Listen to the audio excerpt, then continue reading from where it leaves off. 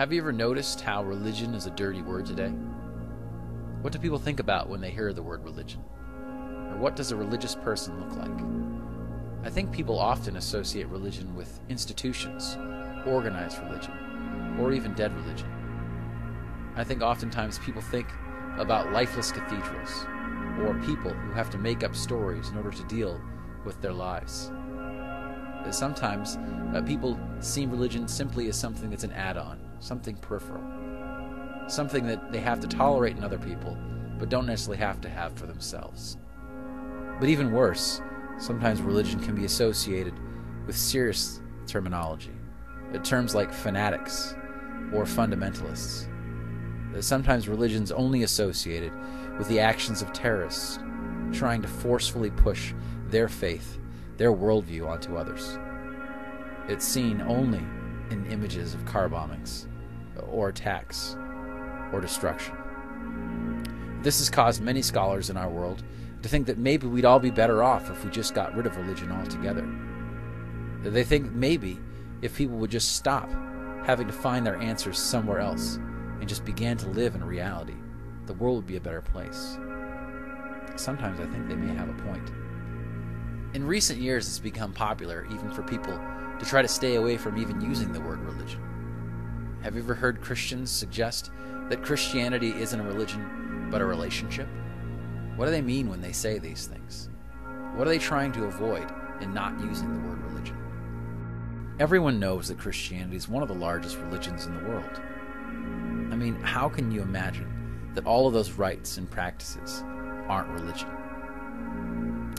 Maybe what Christians are trying to say is that all those rites, all those rituals, all those religious actions don't have meaning if they don't have a relationship behind them. Could it be that all those actions, all those institutions, that don't have the value that they could have if they're not first found in the context of a real relationship? Sometimes we put the religious rites in front of the relationship. I know growing up, there were a number of different things that we saw as kind of legalistic behavior. I remember growing up, we weren't allowed to play sports on Sunday, but yet our adults were allowed to watch football on TV. It just didn't make any sense to us. And there's a sense that sometimes the rituals and activities that we've learned don't really line up with the relationship that God is looking for. And so it's important that we don't become enslaved to those rites, those activities, but that the relationship comes first. Think of a marriage, for example. My wife and I have been married for a number of years, and our lives are filled with a lot of things that normal marriages are filled with. Every day seems like a series of events that repeat itself over and over. You know what marriage is like, or family life is like. Every day we wake up with the kids, we get their teeth brushed, we get them off to school, we do laundry, we pay bills, we go to work, we make dinner, and every day you repeat it over and over again. And without a healthy relationship, those series of events would become almost unbearable. I mean, can you imagine wanting to suffer through all those rites and rituals, all those daily activities, if you didn't have a healthy relationship at its core? My life just isn't about doing those chores, but it's really about taking care of and being part of a family. In that sense, we can understand how religion is more than just this series of events, series of activities, but it's about how we make meaning in our lives. The Gospels remind us of a time where Jesus is walking through a grain field on the Sabbath, and he and his followers were hungry, and so they just grabbed some grain in order that they might make something to eat.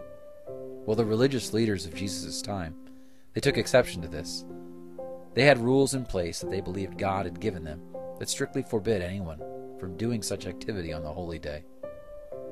But Jesus refutes them, saying that God made the Sabbath for man, and not man for the Sabbath. He asks them if their sheep or animal had fell into a ditch on a Sabbath, that they wouldn't let it rot, they would rescue it. In other words, God did not make these rules in order to oppress humanity, but to free it. Jesus makes it clear that if your religion won't allow you to simply feed people who are hungry or heal people who are sick because of some rule or ritual, then maybe it's time to question your religion, or even better, question your relationship with the God of that religion. Jesus reminds us that God did not give us religion so that we could serve it, but that God gave us a way of life so that we could serve Him and serve each other. Maybe the kind of religion that Jesus is calling us to isn't just supposed to look like a bunch of lifeless activity, but maybe it's supposed to be about making us look like a family. Jesus himself told his closest followers that he no longer called them servants, but he called them friends. I think God is trying to teach us that religion shouldn't be about lifeless action, repeated rites and rituals alone, but it should be about a relationship. I think what God is trying to teach us is that we must use religion in order to become the thing that He's always wanted us to be: His family, His children.